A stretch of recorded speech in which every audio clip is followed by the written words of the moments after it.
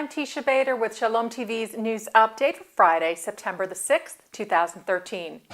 U.S. President Barack Obama announced at the close of the G20 Economic Summit today that he would address the American people on the issue of Syria this coming Tuesday. Reuters reports that the president said today that most of the leaders of the G20 countries agree that Syrian President Bashar Assad is responsible for using poison gas against civilians, but that there was disagreement about whether it was appropriate to use force in Syria without a United Nations resolution. Obama is scheduled to return to the U.S. tonight following the three-day trip to Russia for the summit, where he tried to garner support for his proposed military action in Syria. Obama's Deputy National Security Advisor Ben Rhodes said the president wasn't asking his peers to pledge their own militaries to a U.S.-led strike, but simply to say they agree that a military response is warranted. Rhodes said earlier today at the summit, "We don't expect every country here to agree with that position." Meanwhile, the State Department today ordered non-essential diplomats to leave Syria's neighboring country, Lebanon, due to security concerns. The Associated Press reports that in a new travel warning issued this morning, the State Department said it had instructed non-essential staffers to leave Beirut and urged private American citizens to depart Lebanon as well. Reuters reports that the State Department issued a similar warning for Turkey to downgrade its staff, saying the Consulate General has been authorized to draw down its non-emergency staff and family members because of threats against U.S. government facilities and personnel. And Jewish organizations here in the U.S. continue to express their support for a U.S. military action in Syria.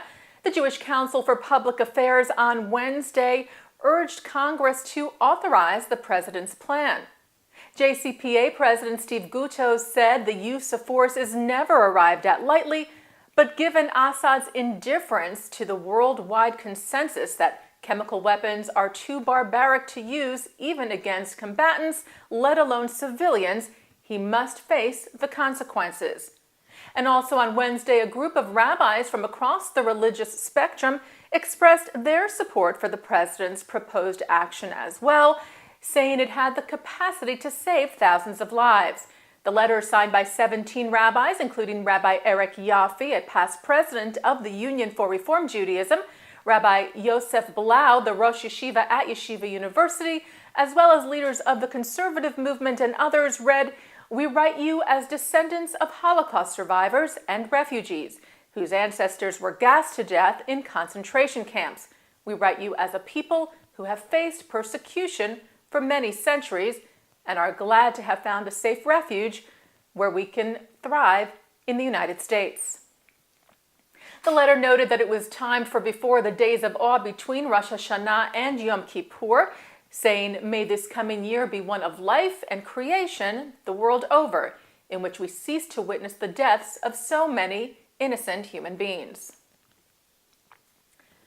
U.S. Secretary of State John Kerry will meet with Palestinian Authority President Mahmoud Abbas in London next week to talk about the status of peace talks between the Palestinians and Israel. U.S. State Department spokeswoman Jen Psaki said yesterday that Kerry will meet with Abbas on September the 9th, a day after Kerry meets with representatives from the Arab League about the peace process and other issues.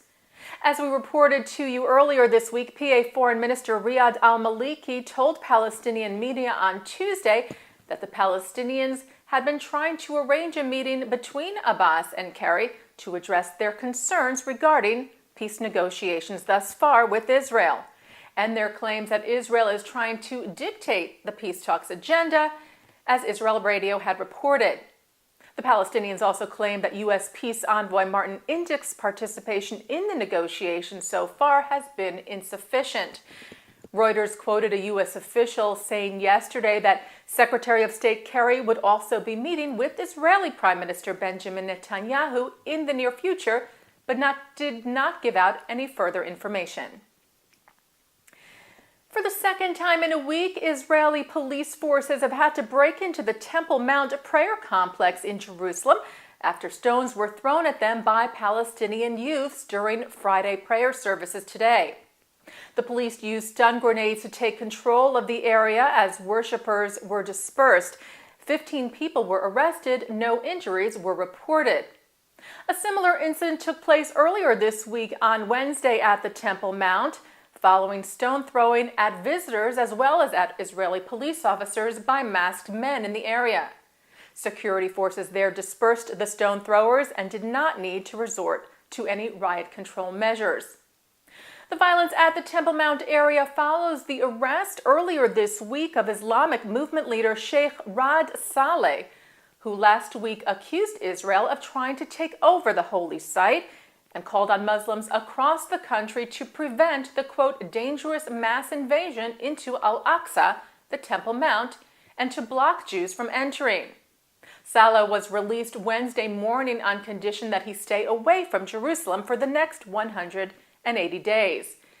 In light of recent tensions and with the high holidays, Jerusalem District Police have beefed up security around the city with thousands of police, as well as border police and volunteer policemen stationed around the Old City and East Jerusalem in particular.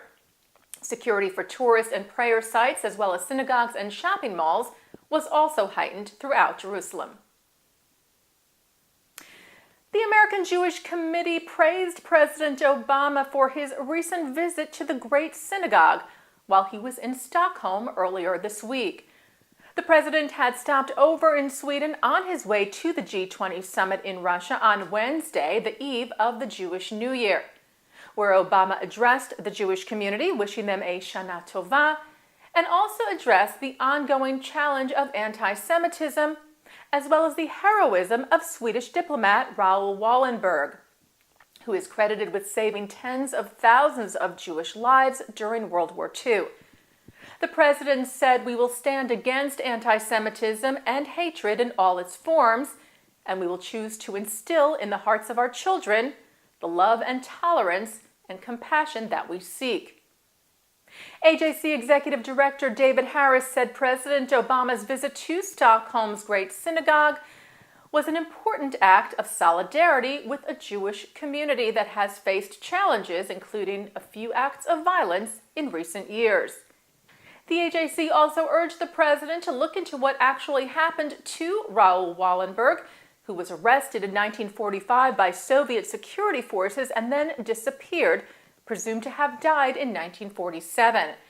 Harris said, "We encourage President Obama to press again for a full opening of all archives so that investigators once and for all can solve the tragic mystery of what actually happened to Raoul Wallenberg and why." Plans to memorialize the Israeli athletes murdered at the Munich Olympics in 1972 were unveiled in Germany this week. The plans were announced during a news conference at the Bavarian Ministry of Education and Cultural Affairs, just a day before a ceremony in Israel marking the 41st anniversary of the attack by the Palestinian terrorist group Black September that took the lives of 11 Israelis. The planned Hall of Remembrance is set to be built near the site that housed the Olympic Games and will cost approximately $2.25 million. It will allow visitors to learn about the tragedy as well as about the victims and to view the site of the failed rescue attempt at the Furstenfeldbruck airfield. The memorial was designed by a team under the auspices of the ministry in consultation with relatives of the victims, the Consul General of Israel, experts from the concentration camp memorial at Flossenburg, the Jewish Museum in Munich, and the Bavarian State Ministry for Political Education. Charlotte Knobloch, who is head of the Bavarian Jewish community and of its Munich branch, issued a statement on Wednesday praising the memorial effort and praising the importance of remembering a, quote, attack on all proponents of open, liberal, and democratic society. The memorial is scheduled to be completed by 2016. And finally today, the Jewish Federations of North America praised the awarding of $9 million in federal Homeland Security funding last month to help secure nonprofit institutions vulnerable to terrorism. The Jewish federations have for years led the effort to secure the Department of Homeland Security's Nonprofit Security Grant Program and to assist Jewish agencies in applying for them. Nearly 90% of this year's awards will go to Jewish institutions. JFNA thanked retiring U.S. Secretary of Homeland Security Janet Napolitano and congressional leaders, as well as the efforts of key partners, including the Orthodox Union, for championing the Security Grants Program, which was established by Congress in 2005 to help at-risk nonprofits acquire and install physical security enhancements and undertake preparedness training. Vice President for Public Policy and Director of the Washington Office of Jewish Federations, William Daroff, said, since September 11th, nonprofits generally and Jewish communal institutions specifically have been the victim of an alarming number of threats and attacks. Until nonprofit institutions are secure from such threats, he said, the Jewish federations will continue to strongly support the Nonprofit Security Grant Program. And that's Shalom TV's news update for Friday, September the 6th, 2013. I'm Teisha Bader. Shabbat Shalom.